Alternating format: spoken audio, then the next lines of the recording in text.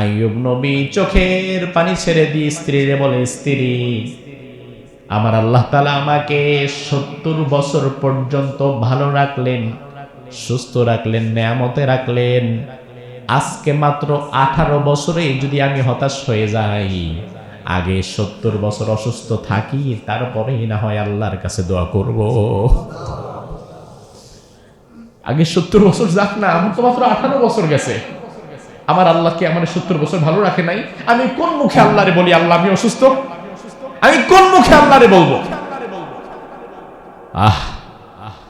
আল্লাহু আকবার, বলেন আল্লাহু আকবার। একদিন দুই দিন অসুস্থ হলে আপনার চেহারার দিকে তাকানো যায় না। আমার কথাও তো বলি, আমি অসুস্থ হলে আমি খুব বেশি ভেঙে যাই, আমি কেন যেন নিতেই পারি না এটা। সামান্য একটু জ্বর হলে আমার নিজের কাছে মনে হয় যেন আমার মৃত্যু যন্ত্রণা শুরু হয়ে গেছে, আমি নিতে পারি না। আর আইয়ুব নবী বলে 18 বছর তো গেল মাত্র, আরে কি আর এমন হয়েছে, 70 বছর তো ভালো ছিলাম। 18 বছর যেহেতু গেছে, 70 বছর আগে অসুস্থ থাকি, এরপরে একদিন আল্লাহর কাছে দোয়া করব। এই হচ্ছে নবী। এমনি এমনি কি নবীদেরকে অনুসরণ করতে আল্লাহ বলেছেন? এমনি এমনি কি আইয়ুব নবীর কথা আপনাকে আমি শোনাচ্ছি? এমনি এমনি কি আল্লাহ আইয়ুব নবীর কথা কোরআনে তুলে দিয়েছেন? আইয়ুব আলাইহিস সালাম ওই দিন আর সহ্য করতে পারলেন না। আইয়ুব আলাইহিস সালাম সিজদায় পড়ে গেলেন। আইয়ুব আলাইহিস সালাম এই প্রথমবারের মতো আল্লাহর দরবারে নিজের মুখটা খুললেন। এর আগ পর্যন্ত কোনো কথাই আইয়ুব নবী 18 বছরে বলে নাই। তার মানে হচ্ছে আপনার বাহিরের মানুষ হাজারো কষ্ট দিল, ওই কষ্টগুলো সহ্য করে জীবন চালা যায়, কিন্তু আপন মানুষগুলো যদি কষ্ট দেওয়া শুরু করে, ওই কষ্টগুলো সহ্য করে আর আগানো যায় না। কথা কি ঠিক কিনা? আইয়ুব আলাইহিস সালাম এবার আল্লাহর দরবারে সিজদায় পড়ে গেলেন। আল্লাহকে কি বললেন, কোন ভাষায় বললেন, সেটাও আল্লাহ কোরআনের মধ্যে তুলে দিয়েছেন। আইয়ুব আলাইহিস সালাম আল্লাহকে ডাক দিয়ে বলেন, ওয়া আইয়ুবা ইয নাদা রাব্বাহু আন্নী মাসসানিয়াদ-দুররু ওয়া আনতা আরহামুর রাহিমিন। সুবহানাল্লাহ। আইয়ুব আলাইহিস সালাম আল্লাহরে বলে, আল্লাহ আন্নী মাসসানিয়াদ-দুর, বেশি কিছু হয় নাই আমার, সামান্য থেকে সামান্য একটু ক্ষতি হয়তো আমার স্পর্শ করেছে, তবে আমার কোনো আফসোস নাই, কষ্ট নাই। ওয়া আনতা আরহামুর রাহিমিন, তুমি দয়ালুদের চাইতেও বড় দয়ালু। সুবহানাল্লাহ কইলেন না? আচ্ছা, এই পুরা দোয়ার মধ্যে, পুরা কথার মধ্যে 18 বছর তুমি এমন কি খুলে নাই? 18 বছর পরে আল্লাহর কাছে একটা দোয়া করছে। এই দোয়ার মধ্যে একবার বলছে আল্লাহ আমি শেষ, একবারও বলছে আমি আর পারতেছি না, একবারও বলছে আল্লাহ আমি অসুস্থ আপনি দেখেন না, একবারও বলছে আল্লাহ আমার জীবন তো শেষ হয়ে গেছে, আমার জীবনে আর আছে কি? কিচ্ছু বলে নাই, শুধু বলল আল্লাহ আন্নী মাসসানিয়াদ-দুর, বেশি কিছু হয় নাই তো, আমার একটুখানি হয়তো আমার ক্ষতি হয়েছে, সমস্যা নাই আল্লাহ। ওয়া আনতা আরহামুর রাহিমিন, আপনি অনেক অনেক দয়ালু, আমার তেমন কিছুই হয় না। কোন পর্যায়ে দাঁড়ায় নবী কথা বলতে পারে? আল্লাহ রাব্বুল আলামিন তিনি বলেন, আহারে আইয়ুব, এত যন্ত্রণা পাওয়ার পরে আমার আইয়ুব বলে তারা নাকি কিছুই হয় নাই। এবার আমার আল্লাহ কোরআনের মধ্যে বললেন, ফাস্তাজাবনা লাহু ফাকাশাফনা মা বিহি মিন দুররি ওয়া আতাইনাহু আহলাহু ওয়া মিসলাহুম মাআহুম রাহমাতাম মিন ইনদিনা ওয়া যিকরা লিল আবিদিন। সুবহানাল্লাহ পড়েন। আল্লাহ রাব্বুল আলামিন বলেন, আমি আমার আইয়ুবের ডাকের জবাব দিয়ে দিলাম। ফাকাশাফনা লাহ, আমি আমার আইয়ুব আলাইহিস সালামকে সুস্থতার জন্য প্রস্তুতি নিয়ে নিলাম। এবার আল্লাহ রাব্বুল আলামিন কিভাবে সুস্থ করেন দেখেন। রব্বুল আলামিন হঠাৎ একদিন এমন হলো, আইয়ুব আলাইহিস সালামের স্ত্রী তাকে রেখে বাহিরে একটা কাজে গেলেন, আসতে একটু বিলম্বিত হচ্ছে। আল্লাহ রাব্বুল আলামিন হঠাৎ করে আইয়ুব আলাইহিস সালামকে ডাক দিয়ে বললেন, আইয়ুব উরকুল বিরিজলিক, ও আইয়ুব তুমি শুয়ে আছো, থেকে ওঠার মতো ক্ষমতাও তোমার শরীরে নাই, অথচ তুমি আইয়ুব নাকি আমারে বলো তোমার নাকি কোনো ক্ষতি হয় নাই। ও আইয়ুব তোমার যেই দুটো পা পোকা খেয়ে খেয়ে শেষ করে ফেলেছে, পায়ের ভেতরে হাড় ছাড়া এখন আর কিছুই নাই, এই পোকে খাওয়া দুইটা পা দিয়া জমিনের মধ্যে তুমি একটু ঘষা দাও। কারণ বিশ্বনবী বলেন, আশাদ্দুন নাসি বালান আল আমবিয়া সুম্মাল আমসালু ফাল আমসাল ইউবতালার রাজুলু আলা হাসাবি দীনিহি। এই জমিনের উপরে সবচাইতে কঠিন পরীক্ষা আল্লাহ নিয়েছেন নবীদের। কাদের? নবীদের পরীক্ষা এই জমিনের উপরে সবচাইতে কঠিন ছিল। নবীদের পরে যারা ঈমান এনেছিল নবীদের হাতে, সেই সকল সাহাবীদের, এরপরে যার ঈমান যেই পর্যায়ে তার জীবনে পরীক্ষা আসবে সেই পর্যায়ের, যার ঈমান যত মজবুত তার জীবনে পরীক্ষাও আসে তেমন। আইয়ুব আলাইহিস সালাম যেহেতু আল্লাহর নবী ছিলেন, সব কিছু দিয়ে আল্লাহ রাব্বুল আলামিন তাকে প্রাচুর্যতার মধ্যে ডুবিয়ে দিয়েছিলেন। এবার আল্লাহ তাআলা চাইলেন আইয়ুব নবীকে একটু পরীক্ষা নেবেন। ব্যাপক ফল ফসলের যেই শস্য ক্ষেত, হঠাৎ একদিন আগুন লেগে আইয়ুব নবীর শস্য ক্ষেতের সকল শস্য জ্বলে পড়ে ছাই হয়ে গেল। আপনার একটা ব্যবসা প্রতিষ্ঠান, লক্ষ লক্ষ টাকা উপার্জন, কোটিপতিদের মধ্যে একজন আপনি, একটা গার্মেন্টস 2-3 ঘন্টার মধ্যে জ্বলে পড়ে শত কোটি টাকার ক্ষতি হয়ে গেছে, ফায়ার সার্ভিস আসতে পারে নাই বা এসে আগুন নেভাতেও পারে নাই, এমন ঘটনা আছে না? আগের দিনের ধনী পরের দিন ফকির হয়ে গেছে, সব শেষ হয়ে গেছে। আইয়ুব নবীর ফল ফসল সহ যা ছিল সব শেষ। যত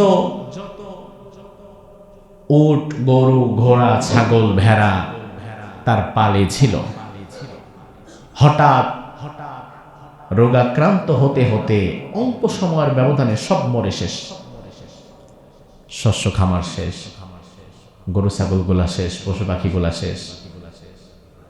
অর্থবিত্তের এমন অভাব ঘাড়ের উপরে চলে আসলো, কর্মচারীরাও যে যার মতো বিদায় নিয়ে চলে গেল। অভাবগ্রস্ত হয়ে কে থাকবে? চলে গেল। তো দেখেন, প্রথমত ফিনান্সিয়াল ক্রাইসিস এমন ভাবে মাথার উপরে চেপে বসছে, কয়দিন আগে যার গোলা ভরা ধান ছিল, খাবারের অভাব ছিল না, আজকে তিনার ঘরে খাবার পর্যন্ত নাই, অথচ তিনি আল্লাহর নবী। আইয়ুব নবীর সন্তানাদি জানো কয়জন ছিল? 14 জন সন্তান। মুফাসসিরগণ বলেন একত্রে যে ছাদের নিচে ঘুমাচ্ছিল, হঠাৎ করে আর্থকুইক, ভূমিকম্পের মধ্য দিয়ে ওই বাড়িটি ধস হয়ে গিয়ে ওই 14 জন সেখানে শহীদ হয়ে যায়। এই 14 জন শহীদ হয়ে যাওয়ার পরে আইয়ুব নবীর কাছে শয়তান একটা মানুষের আকৃতি ধারণ করে এসে বলে, খুব রং চটিয়ে বলে যে চিন্তা করতে পারো, তোমার ফল ফসল অর্থ সম্পদ সব তো আল্লাহ নিছেই, তোমার সন্তান গুলোও আল্লাহ নিয়ে নিছে, এরপরেও কি তুমি সেই আল্লাহর প্রশংসা করবা? এরপরেও কি তুমি আল্লাহ জিকির করবা? তোমার সবই তো আল্লাহ নিয়ে নিছে। দুঃখের সময় আসলে মানুষের হিতাহিত জ্ঞান কিন্তু থাকে না। চরম কষ্টের মধ্যে পড়লে মানুষ তার হিতাহিত জ্ঞান হারিয়ে ফেলে, তখন এমন কথা বলে ফেলে যে কথা আল্লাহর শানে বেমানান। এমন হয় না? 14 জন সন্তান একত্রে মরে গেছে। 2 দিন আগে যার 1000 কোটি টাকার সম্পদ ছিল, সব সম্পদ শেষ হয়ে গেছে, সে এখন পথের ফকির হয়ে গেছে। আইয়ুব নবীকে ওই সময় শয়তান খালি কুমন্ত্রণা দিচ্ছে, কোনো মতে একটু কথা দেখি হতাশাজনক কোনো কথা মুখ দিয়ে বের করে কিনা। আইয়ুব নবী কি বললেন? কত চমৎকার কথা তিনি বললেন। আইয়ুব আলাইহিস সালাম বললেন, আল্লাহুম্মা আনতা আতাইতা ওয়া আনতা আখাযতা ফালাকাল হামদ।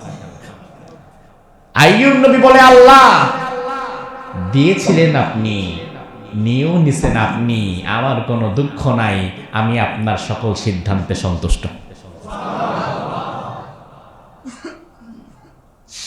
14 জন সন্তান মরে গেছে, বংশধর বলতে একজনও নাই, সব সম্পদ ভ্যানিশ হয়ে গেছে। ওই পর্যায়ে দাঁড়ায় নবী কি চমৎকার কথা বলতে পারে। তাহলে আইয়ুব নবীর জীবনীতে আমাদের জন্য শিক্ষা নাই? এই মসজিদে এমন একজনও নাই আমার বিশ্বাস যার পরীক্ষা আইয়ুব নবীর চাইতে বেশি কঠিন। একজনও আমার সামনে এই মুহূর্তে নাই, আমি দৃঢ়ভাবে বলতে পারি, যার জীবনের পরীক্ষা আইয়ুব নবীর চাইতে বেশি কঠিন। এ পর্যন্ত থাকলেও তো হতো।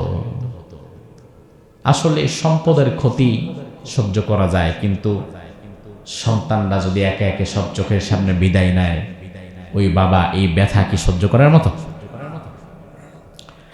আল্লাহর হাবিব হাদিসের মধ্যে বললেন, জামিআত তিরমিজির 1021 নম্বর হাদিস, বিশ্বনবী বললেন, কোন বান্দার যদি নাবালক সন্তান মারা যায় অথবা বাবার আগে যদি তার সন্তানের মৃত্যু হয়ে যায়, ফেরেশতারা যখন সন্তানের রূহ কবজ করে আল্লাহর দরবারে যায়, আল্লাহ রাব্বুল আলামিন ফেরেশতাদেরকে তখন জিজ্ঞেস করেন, ক্বাবালতুম ওয়ালাদা আবদি, আমার ওই বান্দার সন্তানটাকে তার চোখের সামনে থেকে তোমরা নিয়ে এসেছো নাকি?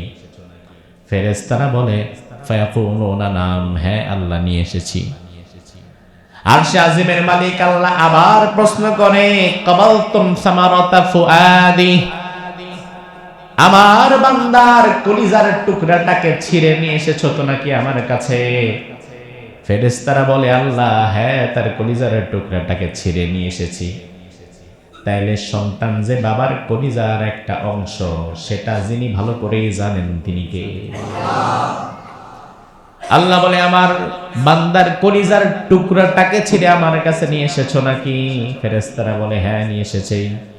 এবার আল্লাহ বলে, মাদা ক্বালা আবদি, আচ্ছা আমার বান্দা কি বলেছে তার সন্তানের মৃত্যুর পরে?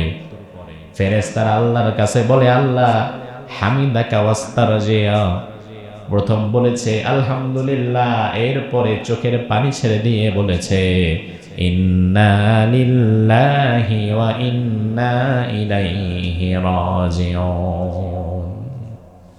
হামিদাকা ওয়াস্তারজিয়া, প্রথম আপনার শুকরিয়া আদায় করেছে, আলহামদুলিল্লাহ আমার আল্লাহ করছে, কিচ্ছু করার নাই, আল্লাহর সিদ্ধান্তে আমি সন্তুষ্ট। কিন্তু বাবা হিসাবে সে যে কষ্ট পেয়েছে, তার চোখ দিয়ে অনবরত পানি ঝরেছে, সে ইন্না লিল্লাহি ওয়া ইন্না ইলাইহি রাজিউন এই দোয়াটা সে পড়েছে।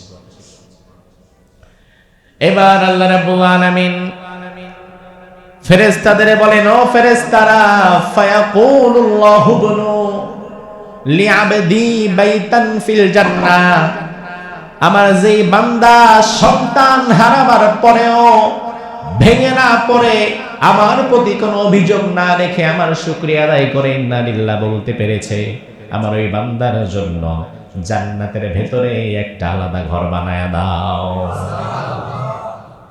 জান্নাতের ভেতরে ঘর বানায় দাও মানে কি? আরে মিয়া, আপনার জান্নাত না থাকলে ঘর হবে কেমনে? আগে তো জান্নাত দেওয়া লাগবে, এরপরে আরেকটা বিশেষ ঘর দেয়া হবে। আগে তারে তো জান্নাত দিবা, শুধু জান্নাত দিবা না, জান্নাতের মধ্যে একটা ঘর বানিয়ে দাও। ওয়াসাম্মুহু বাইতাল হামদ, ওই ঘরের উপরে লিখে দাও প্রশংসার ঘর।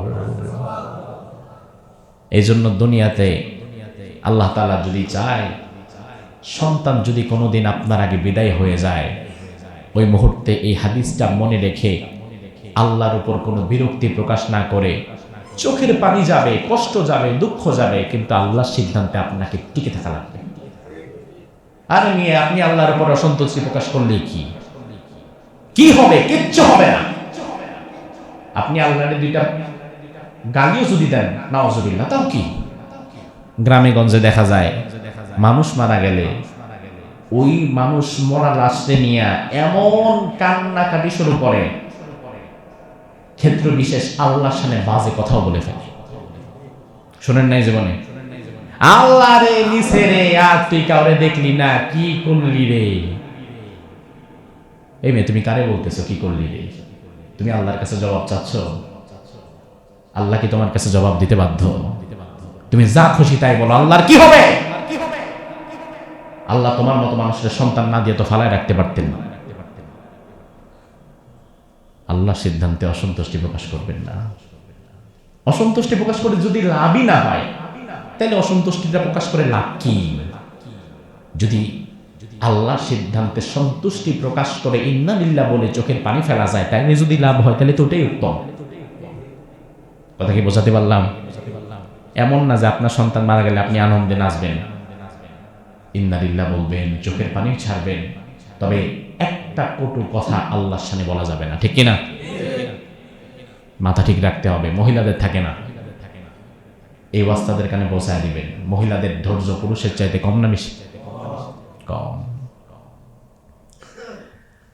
এভাবে করে তার সন্তান সবাই দুনিয়া থেকে বিদায় নিয়ে নিল, সম্পদ সব ধ্বংস হয়ে গেল। এবার শুরু হলো তার শারীরিক অসুস্থতা। কতটুকু শারীরিক অসুস্থ তিনি হলেন? শারীরিক অসুস্থতা এত বেশি বেড়ে গেল, যত বেশি বেড়ে গেলে তাফসীর ইবনে কাসির প্রণেতা বলেন, লাম ইয়াবকা মিন জাসাদিহি মুগরিজুন ইবরাতান সালিমান সিওয়া কলবিহি ওয়া লিসানিহি ইয়াযকুরুল্লাহ আযজা ওয়া জাল্লা বিহিমা। একদম মাথার চুলগুলো পড়ে গেল, মাথার তালুর চামড়া থেকে পায়ের পাতা পর্যন্ত চর্মরোগে আক্রান্ত হয়ে চামড়া গোশতগুলো খসে খসে পড়তে লাগলো, গোশত পচা গন্ধ বের হয়ে গেল, পোকা ঝরে ঝরে পড়তে লাগলো। তাফসীর ইবনে কাসির প্রণেতা বলেন, একটি ছোট্ট সুই রাখা যায় এমন 1 ইঞ্চি জায়গা তার শরীরের অক্ষত ছিল। শুধুমাত্র কলব ওয়া লিসান এবং জিহবা, এই দুটো জিনিস দিয়ে সে আল্লাহর জিকির করত। এই দুটো জিনিস বাদে সব অঙ্গ প্রত্যঙ্গগুলো শেষ হয়ে গেল। এলাকার মানুষেরা সহ্য করতে না পেরে আইয়ুব নবীকে ধরে ছালা দিয়ে পেঁচিয়ে ময়লার স্তূপে নিয়ে ফেলে দিয়ে আসলো। আপন মানুষগুলো সব বিদায় নিল কাছ থেকে, অথচ তিনি আল্লাহর একজন পয়গম্বর, আল্লাহর একজন নবীর উপরে আল্লাহ এত বড় পরীক্ষা নিচ্ছেন। আমার ভাই, অসুস্থতা কম বেশি আমাদের সবার আছে না? জীবনে কোনোদিন অসুস্থ হয় নাই এমন যদি কেউ থাকে, আমি জানি না আছে কিনা, এমন যদি কেউ থাকে, তাইলে বিষয়টা কিন্তু গর্ববোধের নয়, বরং বিষয়টা কষ্টের, ভয়ের। কারণ ফেরাউনের ইতিহাসে পাওয়া যায়, ফেরাউনকে আল্লাহ তাআলা দীর্ঘদিন সুস্থ রেখেছিলেন, অসুস্থ বানান নাই। তার কারণ অসুস্থ তো আল্লাহর একটা নিয়ামত। কেমন নিয়ামত? দেখেন রাসূল হাদিসের মধ্যে কি বলে। আল্লাহর হাবিব সহিহ বুখারীর 5660 নম্বর হাদিসের মধ্যে বললেন, মা মিন মুসলিমিন ইউসিবুহু আদা মারাদা ফামা সিওয়াহু ইল্লা হাত্তাল্লাহু সাইয়্যাতিহি কামা তাহাত্তুশ শাজারাতু ওয়ারাকাহা। দুনিয়াতে যে মানুষগুলো অসুস্থ হয়, ছোট হোক অথবা বড় হোক, যেমন অসুস্থতার মধ্যেই তারা পড়ে না কেন, ওই অসুস্থতার মধ্য দিয়ে রব্বুল আলামিন ওই অসুস্থ ব্যক্তির জীবনের গুনাহগুলো এমনি ভাবে ঝরিয়ে নেয়, যেমন ভাবে মরা গাছের পাতাগুলো আল্লাহ ঝরিয়ে নেয়। মরা গাছের পাতা যেমন আনলিমিটেড ভাবে ঝরতে থাকে, কোনো কারণ লাগে না, বাতাসও আসা লাগে না, এমনি পাতা পড়ে গেছে।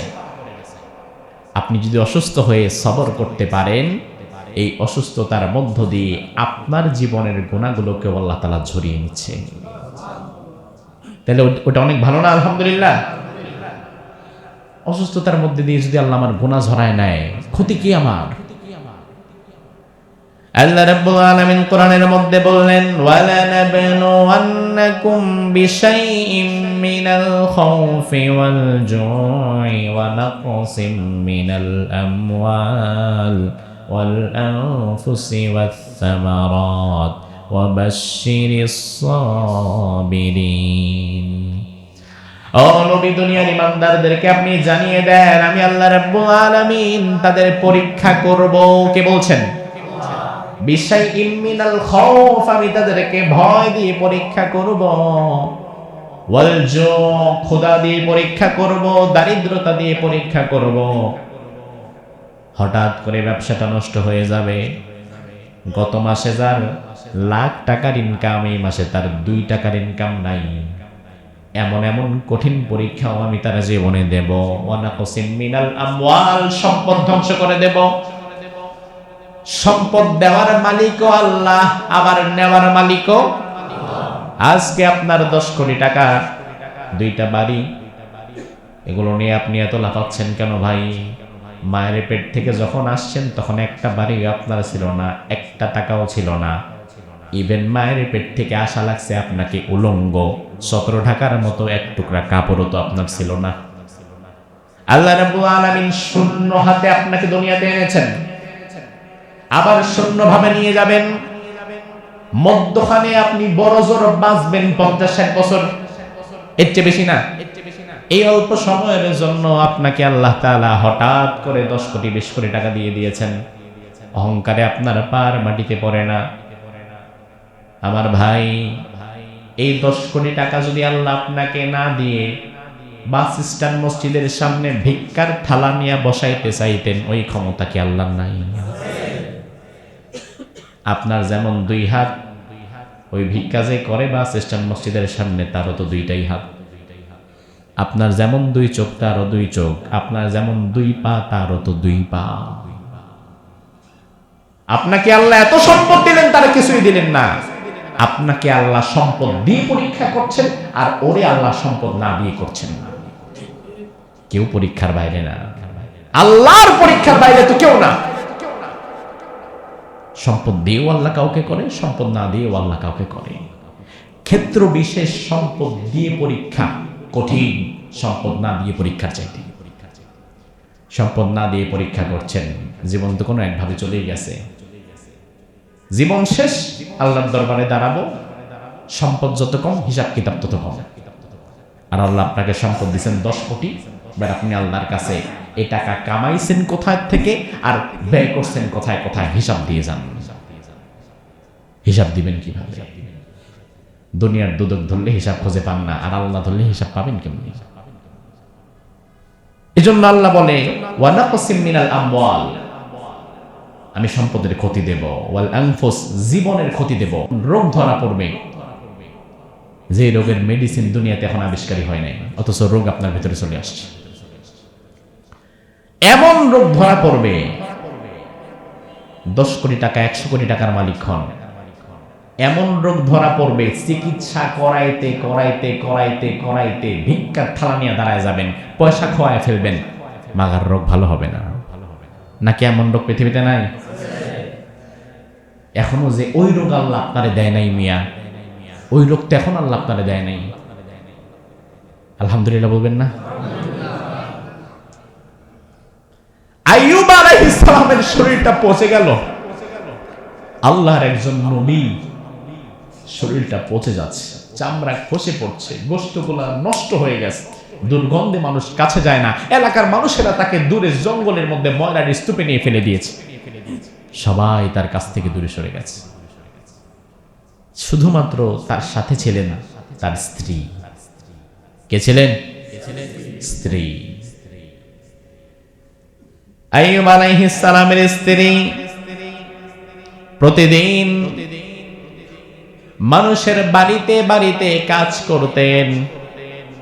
বাড়িতে বাড়িতে কাজ করে যে খাবার তিনি পেতেন, সন্ধ্যার দিকে ওই খাবার নিয়ে এসে আইয়ুব নবীর শরীর থেকে পোকাগুলোকে সরিয়ে দিয়ে আইয়ুব নবীর মুখের মধ্যে খাবারগুলো তুলে দিতেন। কারণ আইয়ুব নবী নিজের শারীরিক সক্ষমতায় বসার মতো অবস্থায়ও তখন আর ছিলেন না। আইয়ুব আলাইহিস সালাম এভাবে করে তার জীবন কাটছে। একদিন স্ত্রী কষ্ট সহ্য করতে না পেরে আইয়ুব আলাইহিস সালামকে বললেন, আপনি আল্লাহর দরবারে একটু দোয়া করেন, আর কতদিন এইভাবে পোকা শরীরটা নিয়ে আপনি থাকবেন? ওই মুহূর্তে আইয়ুব আলাইহিস সালামের এই অসুস্থতা, পোকা খাওয়া, এই অসুস্থতার বয়স হয়ে দাঁড়িয়েছিল 18 বছর।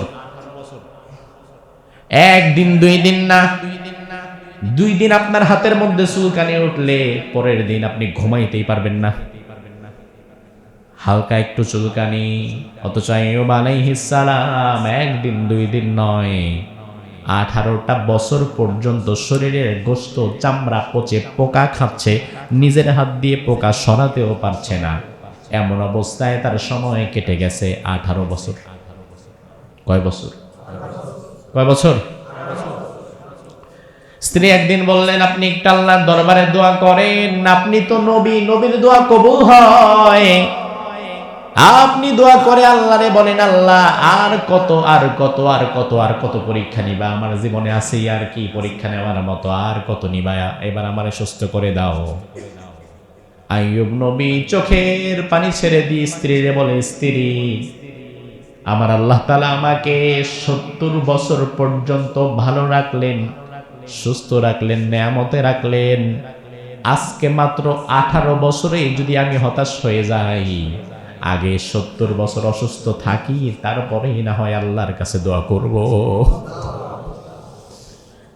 আগে 70 বছর যাক না, আমার তো মাত্র 18 বছর গেছে। আমার আল্লাহকে আমার 70 বছর ভালো রাখে নাই, আমি কোন মুখে আল্লাহরে বলি আল্লাহ আমি অসুস্থ?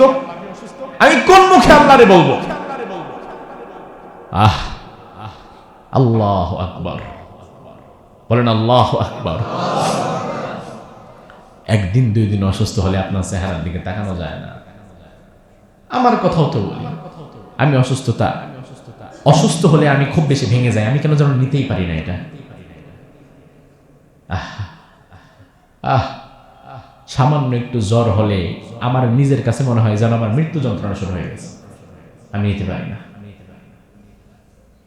আর আইয়ুব নবী বলে, 18 বছর তো গেল মাত্র, আরে কি আর এমন হয়েছে, 70 বছর তো ভালো ছিলাম। 18 বছর যেহেতু গেছে, 70 বছর আগে অসুস্থ থাকি, এরপরে একদিন আল্লাহর কাছে দোয়া করব। এই হচ্ছে নবী।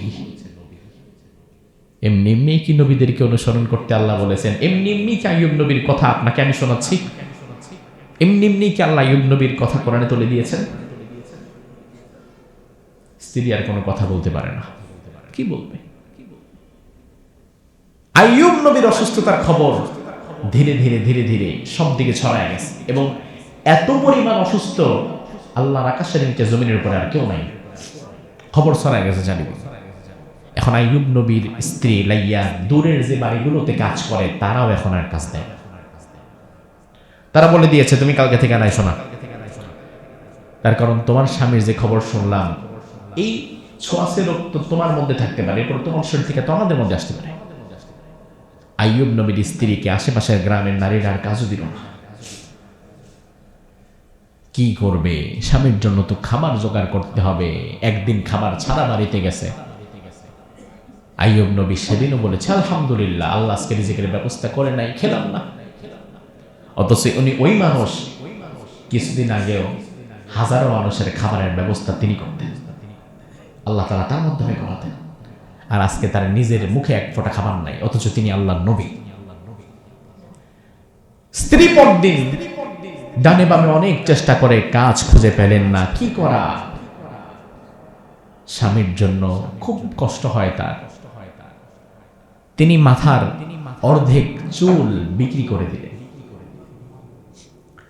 চুল বেচা কেনার একটা সিস্টেম এ জামানাতে আছে না?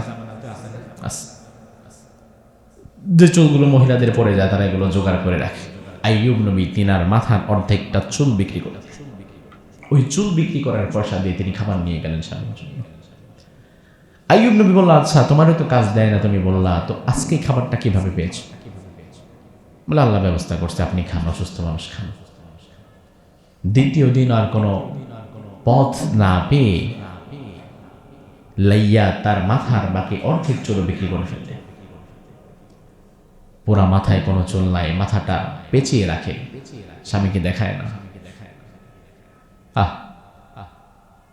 স্ত্রী স্বামীর প্রতি ভালোবাসা কি জিনিস! স্ত্রীদেরকে বলি, আসলে দুনিয়াতে দিন শেষে একজন স্ত্রীর জীবনে প্রকৃতার্থে আপন কিন্তু স্বামী ছাড়া আর কেউ নাই। স্ত্রী যখন স্বামীর বাড়িতে চলে আসে, মা বাবা, তাদের তো আরো সন্তান আছে, মা বাবার কাছে সবাই তখন সমান। আপনার সন্তানাদি হবে, আপনি মা হবেন, কিন্তু আপনার সন্তানেরাও বড় হয়ে যে যার মতো জীবন সঙ্গিনী নিয়ে আলাদা হয়ে যাবে। আপনার সাথে মৃত্যু পর্যন্ত যে হাতটা থাকবে, ওই হাতটা আপনার স্বামীর হাত। এই মানুষটা আপনার সাথে থেকে যাবে, তার যাওয়ার জায়গা নাই। এই জন্য আল্লাহর ওয়াস্তে স্বামীর প্রতি অবজ্ঞা যেন না হয়। নিজের মাথার চুল মুন্ডিয়ে দ্বিতীয় দিন যখন খাবার নিয়ে এসেছে, আইয়ুব নবী বলে ফেললেন, আল্লাহর কসম, তুমি যদি আজকে আমাকে না বলো এই খাবার কোত্থেকে এনেছো, আমি খাবো না। কসম দিয়ে দিস। লাইয়া তার মাথার ওড়নাটা সরায়া মাথাটা দেখালো। আইয়ুব নবী বলল, কি ব্যাপার, তোমার মাথায় চুল নাই কেন? লাইয়া বলল, আমি তো আমার চুল বিক্রি করে আপনার জন্য খাবার এনেছি, তাছাড়া তো আমার কোনো উপায় ছিল না। আইয়ুব আলাইহিস সালাম প্রচন্ড কষ্ট পেলেন, রেগে গেলেন। তিনি কথা প্রসঙ্গে বলে ফেললেন, তুমি কেন চুল বিক্রি করলা আমাকে না বলে? এজন্য আমি তোমাকে 100 আঘাত করব। কয়শো? 100 আঘাত আমি তোমাকে করব, আল্লাহর কসম করে ফেললাম। এই মুহূর্তে এসে তিনি তার রাগকে কন্ট্রোল করতে পারলেন না। আমার ভাই আইয়ুব আলাইহিস সালামের 2 জন ভাই ছিল। এই 2 ভাই সকাল বিকাল মাঝে মাঝে এসে আইয়ুব নবীকে দেখে যেতেন। একদিন হঠাৎ করে এই 2 ভাই একত্র হয়ে আইয়ুব নবী হয়তো ঘুমন্ত এটা ভেবে আইয়ুব নবীর পাশে তারা কথা বলছিলেন। এক ভাই আর এক ভাইকে বলছে, আইয়ুব হয়তো এমন কোন বিশাল অন্যায় করছে, এমন কোন পাপ কাজ করেছে যে এই পাপ কাজের শাস্তি হিসাবে এত জঘন্য শাস্তি আল্লাহ তাআলা আইয়ুবকে দিচ্ছেন। আইয়ুব নবীর আপন 2 ভাই এই কথাগুলো বলছেন। আইয়ুব আলাইহিস সালাম ওই দিন আর সহ্য করতে পারলেন না। আইয়ুব আলাইহিস সালাম সিজদায় পড়ে গেলেন। আইয়ুব আলাইহিস সালাম এই প্রথমবারের মতো আল্লাহর দরবারে নিজের মুখটা খুললেন। এর আগ পর্যন্ত কোনো কথাই আইয়ুব নবী 18 বছরে বলে নাই। তার মানে হচ্ছে, আপনার বাহিরের মানুষ হাজারো কষ্ট দিল, ওই কষ্টগুলো সহ্য করে জীবন চালা যায়, কিন্তু আপন মানুষগুলো যদি কষ্ট দেওয়া শুরু করে, ওই কষ্টগুলো সহ্য করে আর আগানো যায় না। কথা কি ঠিক কিনা? আইয়ুব আলাইহিস সালাম এবার আল্লাহর দরবারে সিজদায় পড়ে গেলেন। আল্লাহকে কি বললেন, কোন ভাষায় বললেন, সেটাও আল্লাহ কোরআনের মধ্যে তুলে দিয়েছেন। আইয়ুব আলাইহিস সালাম আল্লাহকে ডাক দিয়ে বলেন, ওয়া আইয়ুবা ইয নাদা রাব্বাহু আন্নী মাসসানিয়াদ দুররু ওয়া আনতা আরহামুর রাহিমিন। সুবহানাল্লাহ।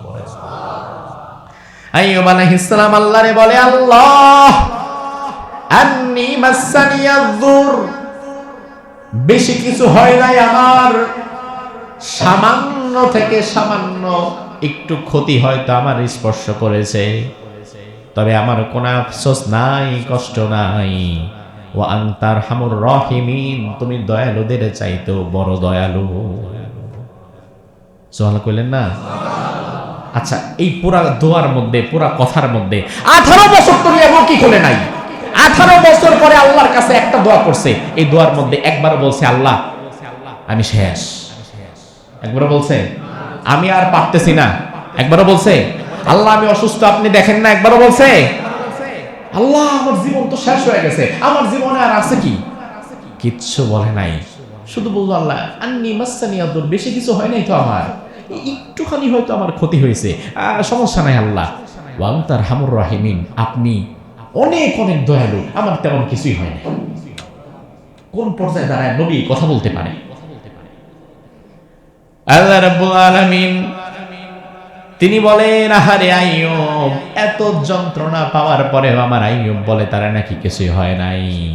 এবার আমার আল্লাহ কোরআনের মধ্যে বললেন, ফাস্তাজাবনা লাহু ফাকাশাফনা মা বিহি মিন দুররি وآتيناه أهله ومثلهم معهم رحمة من عندنا وذكرى للعابدين سبحان الله পড়েন আল্লাহ রাব্বুল আলামিন বলেন আমি আমার আইয়ুবের ডাকের জবাব দিয়ে দিলাম ফাকাশাফনা লাহ আমি আমার আইয়ুব আলাইহিস সালামকে সুস্থতার জন্য প্রস্তুতি নিয়ে নিলাম এবার আল্লাহ রাব্বুল আলামিন কিভাবে সুস্থ করেন দেখেন রব্বুল আলামিন হঠাৎ একদিন এমন হলো আইয়ুব আলাইহিস সালামের স্ত্রী তাকে রেখে বাইরে একটা কাজে গেলেন আসতে একটু বিলম্বিত হচ্ছে আল্লাহ রাব্বুল আলামিন হঠাৎ করে আইয়ুব আলাইহিস সালামকে ডাক দিয়ে বললেন আইয়ুব উরকুল বিরিজলিক ও আইয়ুব তুমি শুয়ে আছো থেকে ওঠার মতো ক্ষমতাও তোমার শরীরে নাই অথচ তুমি আইয়ুব নাকি আমারে বলো তোমার নাকি কোনো ক্ষতি হয় নাই ও আইয়ুব তোমার যেই দুটো পা পোকা খেয়ে খেয়ে শেষ করে ফেলেছে পায়ের ভেতরে হাড় ছাড়া এখন আর কিছুই নাই এই পোকে খাওয়া দুইটা পা দিয়া জমিনের মধ্যে তুমি একটু ঘষা দাও ইসমাইল যেমন পা দিয়া জমিনে ঘষা দিয়েছে জমজম কূপ হয়ে গেছে তুমি তোমার পা দিয়া জমিনের মধ্যে একটা ঘষা দাও আইয়ুব নবী আল্লাহর কথা মতো নিজের পা দিয়ে জমিনের মধ্যে একটা ঘষা দিলেন ঘষা দেওয়ার সাথে সাথে জমিন ফুঁড়ে আল্লাহর জান্নাতের পানি বের হতে লাগলো এবার আল্লাহ রাব্বুল আলামিন কোরআনের মধ্যে বললেন হাদা মুগতাসালুম বারিদু ওয়া শারাব ও আইয়ুব এই পানি দিয়ে গোসল করো আইয়ুব আলাইহিস সালাম এই পানি দিয়ে যখন হাতে নিলেন মুখে নিলেন শরীরের মধ্যে লাগালেন পানিটা যেখানেই লাগে ওই জায়গাটা 18 বছর আগের আইয়ুব নবীর মতো তৈরি হয়ে যায় এবার আল্লাহ বলে আইয়ুব হাদা মুগতাসালুম বারিদুন ওয়া শারাব শুধু গোসল করলেই হবে না এই পানি এবার তুমি খেয়েও ফেলো এবার আইয়ুব আলাইহিস সালাম এই পানিটা মুখের মধ্যে নিলেন খেয়ে ফেললেন ভেতরগত যত দুর্বলতা যত অসুস্থতা পানিটুকু খাওয়ার সাথে সাথে সব আল্লাহ দূর করে দিলেন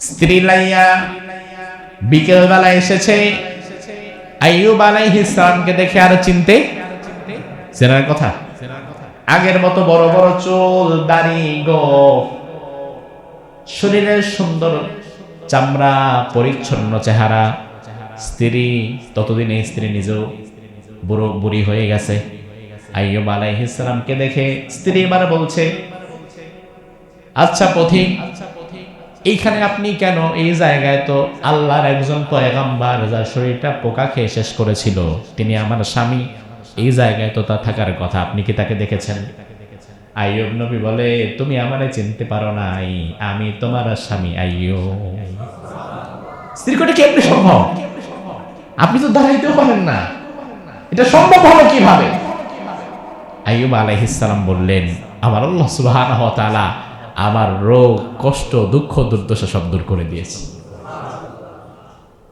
শুধু তাই না কোরআনে আল্লাহ বলছেন ওয়া আহলাহু ওয়া মিসলাহুম মাহুম রাহমাতাম মিন ইনদিনা শুধু শারীরিক সুস্থতাই দেই নাই আল্লাহ রাব্বুল আলামিন তার স্ত্রীকে 18 বছর আগের যে হায়াত ছিল ওই যুবতী নারী বানিয়ে দিলেন আল্লাহ তাআলা তার সন্তানদেরকে আবার ফিরিয়ে দিলেন যত সম্পদ নষ্ট হয়েছিল এর চেয়ে বিপুল সম্পদ আবার আল্লাহ তাআলা তাকে ফিরিয়ে দিলেন মুফাসসিরগণ বলেন আইয়ুব আলাইহিস সালাম গোসলখানা থেকে উঠে দেখে স্বর্ণের ফড়িং সামনে দিয়ে দৌড়াচ্ছে তিনি সবগুলো জোগাড় করে করে করে করে তার জামার ভেতরে ঢোকাচ্ছিলেন আল্লাহ বললেন আইয়ুব এত তাড়াহুড়া করার দরকার নাই এই যা আছে সব সম্পদ এখন আমি আল্লাহ তাআলা তোমার জন্য দিচ্ছি তাহলে আপনি যদি আইয়ুব নবীর মতো কষ্টে পড়ে বিপদে পড়ে মুসিবতে পড়ে ধৈর্য ধারণ করে আল্লাহকে ডাকার মতো ডাকতে পারেন আইয়ুব নবীকে সহযোগিতা করার জন্য যে আল্লাহ ছিলেন ওই আল্লাহকে আজকে আমাদের জন্য নাই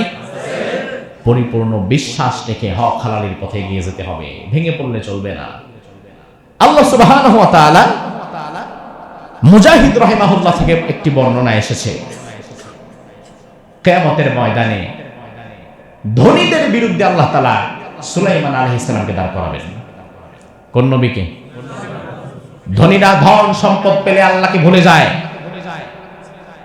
আল্লাহ কি কারা সবচেয়ে মানে জানেন? আল্লাহকে সবচেয়ে বেশি ডাকে কারা? একেবারে যারা গরিব নিম্নবিত্ত এরাও না, আবার একেবারে যারা চরম উচ্চবিত্ত এরাও না। আল্লাহকে ডাকে আমাদের মতো মধ্যবিত্তরা। অতিমাত্রার সম্পদশালী পার্সেন্টেজ করেন 100%-এর মধ্যে হয়তো 0.1% পাবেন যারা ইমানদার, তাকওয়াবান, আল্লাহকে ভয় করে জীবন চলায়। আর বাকি 99.9% হচ্ছে চোর আর বাটপার। কথা কি ঠিক কিনা? ঋণ খেলাপি, ব্যাংকের হাজার হাজার কোটি টাকা নিয়ে বৈশা আছে, খায়া ফেলছে, এই ঋণ পরিশোধ করে না। আবার নির্বাচনে দাঁড়ায়, সে জনগণের কল্যাণ করবে, জনগণের জন্য কাজ করবে। আরে বেটা, তুই তো নিজে ঋণের টাকা মাইরা হাজার কোটি টাকা ঋণ খেলাপি। এই ঋণ খেলাপি কোনোদিন জনগণের জন্য কাজ করতে পারবে বলে আপনার মনে হয়? বরং সে ক্ষমতায় আসলে আগে তো ব্যাংক থেকে ঋণ নিয়ে খাইছে, এখন পুরো ব্যাংকটা দেখাবে, পুরো ব্যাংক খায়া দেউলিয়া বানায় ফেলবে। সাধারণ মানুষ 2-4-5 লাখ টাকা কর্জে হাসানা পায় না, আর এরা হাজার হাজার কোটি টাকা খায় ফেলায়। তো এই জন্য সর্বোচ্চ বিত্তশালী যারা, এরা স্বাভাবিকত আল্লাহমুখী হয় না। অর্থবিত্ত গররতুল হায়াতুদ দুনিয়া তাদেরকে ধোঁকায় ফেলে দেয়। এই কথাগুলো আমি যে গত কয়েকদিন আগে এনটিভিতে আমার আলোচনার বিষয় দিছিল, এইটা আমি এই কথা বললাম। বলার পরে আবার এডিটরকে জিজ্ঞেস করলাম যে ভাই, কথা তো যা বলার বলছি, এগুলো আবার কাইটা সেটা রাখবেন না ফেলায় দিবেন? কারণ আমরা যা বলি সব তো আর পরবর্তীতে পাই না। কত কথা বলি টেলিভিশনে, যখন আসে তখন দেখি একদম সুশীল সমাজের মতো কথা আসতেছে, অথচ আমি যে মাঝখানে আরো কিছু কথা বললাম সমাজের ধনাঢ্যশালী আর বিত্তশালী আর ক্ষমতাবানদের জন্য, এগুলা কিছুই দিলেন না। তো একদম চূড়ান্ত ধনী যারা, এরা আল্লাহমুখী হয় না অধিকাংশ। আবার একদম গরিব যারা, এরা আল্লাহমুখী হয় না। আপনি দেখবেন ভিক্ষা করবে মসজিদের সামনে বসে, আপনি জুমার নামাজ পড়ে বেরোন, ভিক্ষুকদের লাইন লেগে যাবে। এর অধিকাংশ মানুষ নামাজ পড়ে না। কথা কি ঠিক কিনা? বাহিরে যারা আছেন, মেহেরবানি করে এই কথাটা শোনেন। আপনি ভিক্ষা করেন না করেন সেটা আপনার বিষয়, অন্তত পক্ষে মসজিদের সামনে বসে যেহেতু হাতটা পাততেছেন জুমার দিন, ঝগড়া না করে, চুলাচুরি না করে নামাজটা পড়েন। নামাজ পড়ে চান, আল্লাহর দরবারে আগে চান, বান্দার কাছে পরে চান। কারণ বান্দার মনটাও কিন্তু আল্লাহর হাতে। আল্লাহর কাছে আগে চান। ধনীদেরকে আল্লাহ দাঁড় করে বলবে, কিরে এতটুকু সম্পদ পাই আমারে ভুলে গেলি, অথচ সুলাইমান তো আমারে ভুলে নাই। সুলাইমানকে গোটা বিশ্ব দিয়েছিলাম আমি, গোটা বিশ্ব দিয়েছিলাম, সুলাইমান আমাকে ভুলে নাই। দাস দাসী চাকর বাকরদের সামনে আল্লাহ ইউসুফ নবীকে দাঁড় করিয়ে বলবেন, কিরে দুনিয়াতে দাস দাসী হয়ে, চাকর বাকর হয়ে, এতেই আমারে ভুলে গেলি, চাকরি করার জন্য নামাজ বাদ দিলি, অথচ আমার ইউসুফ দাস ছিল, কৃত দাস, সেটা আমি আল্লাহরে ভুলে নাই, তুই ভুলে গেলি। আল্লাহ তাআলা অসুস্থ, অভাবগ্রস্ত, রোগাক্রান্ত মানুষকে দাঁড় করায় বলবে, 2-4 দিন অসুস্থ হওয়ার পরে আমারে ভুলে গিয়েছিলি, ক্যান্সার ধরা পড়ার পরে আমারে ভুলে গিয়েছিলি, অথচ আইয়ুব নবীরে দেখ 18 বছর পর্যন্ত চূড়ান্ত অসুস্থতার মধ্যে ছিল, আমারে ভুলে নাই। কি জবাব দিবে? কিচ্ছু বলার নাই।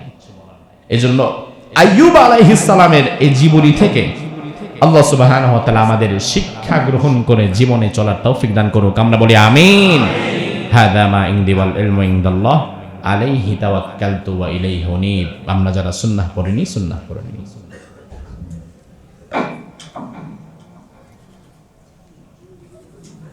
সব চলে আসে কেন? এগুলা কি এটার ভেতরের না? ও, এটা টিস্যুই তো নাই আর ভেতরে।